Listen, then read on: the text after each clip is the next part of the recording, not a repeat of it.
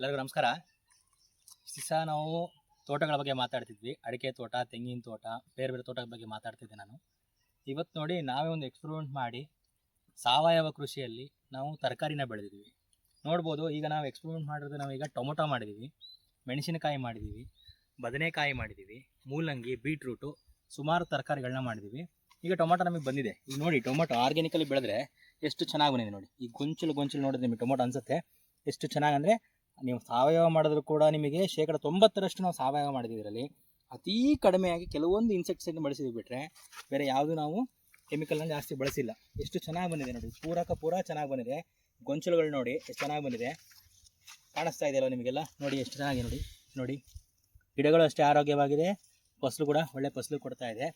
ಸುಮಾರು 1.5 ತಿಂಗಳಾಯಿತು, ಹೆಚ್ಚು ಕಮ್ಮಿ 1.5 ತಿಂಗಳಿಂದ 2 ತಿಂಗಳ ಹತ್ರ ಬಂದಿದೆ. ಈಗ ನೋಡಿ ಕಿತ್ಕೊಂಡಿದ್ದೀವಿ, ಹೇಗಿದೆ ನೋಡಿ ಸೈಜ್. ಒಂದು ಕೈಯಲ್ಲಿ 3 ಟೊಮೊಟೊ ಕೊಡ್ತಾ ಇದೆ.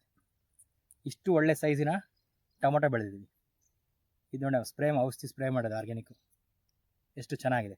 ಸೊ ಅಂದರೆ ನಾನು ಹೇಳ್ತಾ ಇರೋ ಉದ್ದೇಶ ಅಂದರೆ, ನೀವು ತರಕಾರಿಗಳನ್ನ ಕೂಡ ಸಾವಯವ ಕೃಷಿಯಲ್ಲಿ ಬೆಳಿಬಹುದು. ಇದರಿಂದ ಭೂಮಿಗೆ ಒಳ್ಳೆಯದು, ಮಾರಾಟ ಮಾಡೋದು ಚೆನ್ನಾಗಿ ಸಿಗುತ್ತೆ. ಜೊತೆಗೆ ಜನಗಳು ಯಾರು ತಿಂತಾರೆ, ನಾವು ಕಡೆ ತರಕಾರಿ ತಿನ್ನೋದ್ರಿಂದ ನಮ್ಮ ಆರೋಗ್ಯ ಕೂಡ ತುಂಬ ಒಳ್ಳೆಯದು. ಸೊ ಇದರಿಂದ ಪರಿಸರಕ್ಕೂ ಒಳ್ಳೆಯದು, ಪ್ರಕೃತಿಗೂ ಒಳ್ಳೆಯದು, ಜೊತೆಗೆ ಮನುಷ್ಯರಿಗೂ ಒಳ್ಳೆಯದು. ಹಾಗಾಗಿ ಸಾವಯವ ಕೃಷಿನ ನೀವೆಲ್ಲ ಮಾಡಿ ಅಂತ ಹೇಳಕ್ಕೆ ನಾನು ಇಷ್ಟಪಡ್ತೀನಿ. ನಮಸ್ಕಾರ.